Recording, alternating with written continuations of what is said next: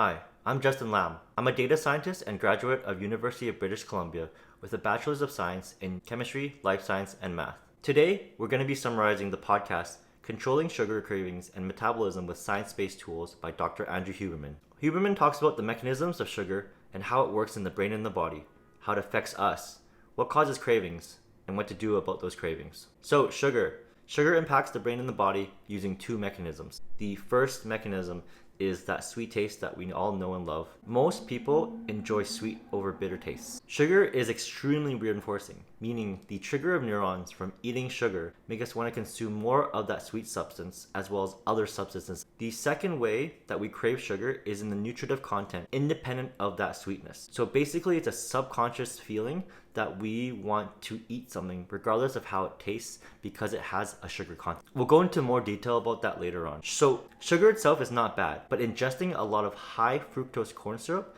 is known to have a large number of bad effects on both the brain and the body. Sugar affects us in a lot of ways. Our levels of focus, agitation, how happy we are, and how depressed we are. It also plays a role in whatever any of your goals may be. So whether it be gaining or losing weight, exercising, how you exercise, and thinking and how you think as well. So what happens when we eat sugar? We have this hormone in our body called ghrelin, which basically increases since the last we ate. So the longer time since you haven't eaten, the higher levels of ghrelin there will be. When we eat, the ghrelin levels go down and your blood glucose or blood sugar levels go up. Your nervous system doesn't function well if the blood sugar is too low or too high. Then, our body produces insulin, which regulates that blood glucose levels. If blood sugar is too high, it actually becomes toxic to the neurons and cells in your body. So you want to have that insulin. In short, ghrelin goes up the longer since we last ate. Blood glucose goes up when we eat, and then insulin regulates that blood glucose level. So glucose is the preferred method of energy for both your brain and the body. The assumption here is that we're talking about people with normal diets, meaning that if you are running keto or a very, very low carb diet, this might not apply to you unless specifically stated. So when you eat, your food is broken down to various components and glucose is going to be shuttled to the brain and other neurons in your spinal cord, the muscles, and the organs and tissues to function properly. Your nervous system is very metabolically demanding, and neurons love glucose. Dr. Huberman says that your brain is going to work best when it's got glucose available. So your body uses glucose when you're deliberately moving your body, such as exercise, and that requires a lot more glucose uptake and more energy in those neurons. Mentally stimulating work also requires a lot of glucose. So that means when you're studying, when you're reading or thinking very hard, and having intense conversations, and even playing something like chess. So fructose versus glucose. Fructose is not bad on its own, it's all context based. So fructose is actually found in fruit. In fruit, it contains about 1 to 10% fructose, which is fine because it has fiber, vitamins, and minerals in it to offset that. Whereas high fructose corn syrup is 50% fructose, which is enormously high. So fructose itself is not bad in fattening, especially in fruits since it's in low percentages. But high fructose corn syrup is a different story.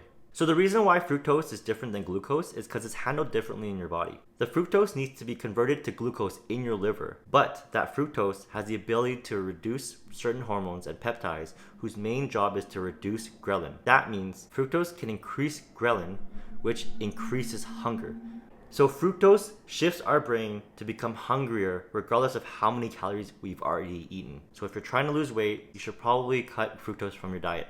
So sugar versus dopamine. Dopamine is the reward pathway responsible for movement, drive, motivation, and pursuit. I'll be making a separate video on this, so stay tuned. So sugar has an incredibly potent ability to activate a dopamine release, which is especially true in very sweet liquids. The cycle is that you ingest something sweet, the perception of that sweet increases the dopamine, which conveys us to become in a mode of focused action to getting more of what that was sweet that we just ate. So this produces a sensation of wanting more. Anna Lemke also talks about this in her book Dopamination and also her podcast episode with Dr. Huberman. She talks about the pleasure-pain balance. So every time that you do something that spikes your pleasure and feels very good, there's going to be a subsequent pain following that. So for example, right when you eat chocolate, you're going to want more, which is desire, which is the pain that comes after that. So we have this seesaw of pleasure and pain. Whenever we have pleasure, when it ends, we have a feeling of pain that can be that desire of emptiness. So to put it simply, when you ingest sugar,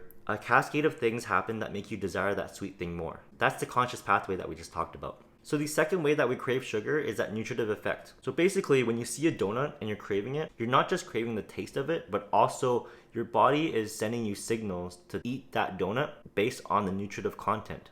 So there's some studies on this, animal studies and human studies. So the animal studies, if you take an animal with no sweet receptors at all, such as a mouse, and you remove that, or you numb the mouth of a human, there's no perception of sweet things at all. But after 15 minutes of drinking a sweet water drink, they prefer that one over a regular water drink, not knowing exactly what is which. So the preference for sugar-containing drinks is not just in your taste buds, but also in your body unconsciously. How this works is your gut cells respond to sugar in the gut, which sends messages to the brain, which then releases dopamine, all unconsciously, and your gut is basically telling you to eat more, eat more, eat more of this. So in summary, if you lost your taste buds and can't taste sweetness, you'd still prefer and crave sugary things and have no idea why. This is actually found in a lot of foods. Manufacturers include hidden sugars on purpose in their foods to make you want to ingest more of that food. For example, very addictive foods like chips are laced with hidden sugars to make our gut feel like we want more of that, so it's more addictive and we want to eat more and buy more. So to put it in general, we have multiple mechanisms in our body that make it harder to avoid sweet things.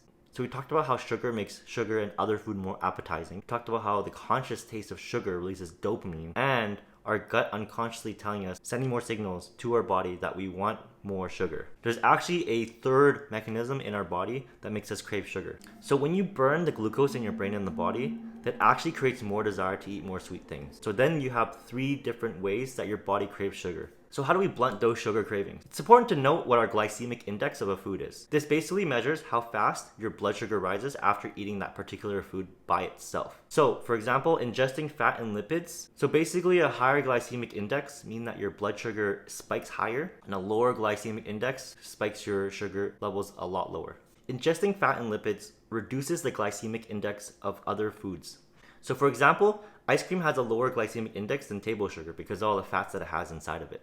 So basically a higher glycemic index makes higher signals and cravings in your body, and likewise for lower. So you can kind of see glycemic index as a measure of how hard we're pushing down on the accelerators of desire for certain things. You can consume lower glycemic index foods or eat it along with foods that reduce that glycemic index, which are fiber and fat. That's how you blunt the dopamine release and the signal of those foods, which further reduces your cravings in the future. I'll touch on artificial sweeteners a little bit right now. There's no conclusive evidence about this, but there are some studies that show some interesting facts. So particular flavors can be conditioned to cause insulin release when paired with insulin releasing foods. So for example, if you have cheeseburger and fries every single day and you pair that with a diet soda with artificial sweeteners inside of it, this conditions your body to release insulin when you drink that diet soda alone. So you're basically conditioning that taste of artificial sweetener to the experience of a rise in glucose and insulin. Our bodies are very easily tricked. That's why our bodies can become conditioned to have that same insulin response for artificial sweeteners as sugary drinks. So Huberman himself has no recommendation when it comes to artificial sweeteners. He says that you should come to your own conclusion. However, artificial sweeteners have been shown in studies of animals that when giving high amounts can cause a fairly robust disruption in the gut microbiome, which is vital for immune health, brain health, and others. Quick note on ADHD. So sugar, particularly high refined sugar, is not good for people with ADHD and have a hard time focusing. So when people, especially kids, drink 4 or more sugary drinks a week, which are each about 12 ounces, you see more symptoms of existing ADHD and negative outcomes. So let's go into supplements a little bit. Huberman recommends that you have 1 to 3 grams of EPA, essential fatty acids, per day by the ingestion of high quality omega-3s. There has been some anecdotal experience with glutamine and reducing those cravings, but do your own research for that one. So what can we actually do about this? What are the tools to reduce our sugar cravings? It was found that lemon or lime juice, either before, during, or after your meal, can actually blunt the blood glucose/sugar response. So you can have this as a couple of tablespoons or so, or you can mix it with water. So how this works is that this changes some processes in your gut, and ingesting something sour impacts how sweet things impact your brain as well. There's also evidence about cinnamon blunting blood glucose spikes. Cinnamon is actually toxic at high levels, so don't go past 1.5 teaspoons per day. So some of the more advanced supplements is called berberine. This is very, very potent at reducing your blood glucose. There's a chance that this causes you to be hypoglycemic, which is not good. And you should take this very, very seriously and talk to your doctor about this if you ever consider this. And the last thing is sleep. This is shown in human studies that each stage of your sleep is associated with different aspects of metabolism. So if you have disrupted sleep or if you're sleep deprived, your appetite for sugar foods actually go up. So it's very important to get quality sleep every night, not only to regulate your appetite, but also to get specific forms of metabolism that drive specific appetites. Thanks for watching my video. I hope it was very informative for you. This is my second video ever, so I'm still working on the logistics of things and learning the skills necessary for these videos. If you like this, please comment down below, like the video, and subscribe. Alright, see you.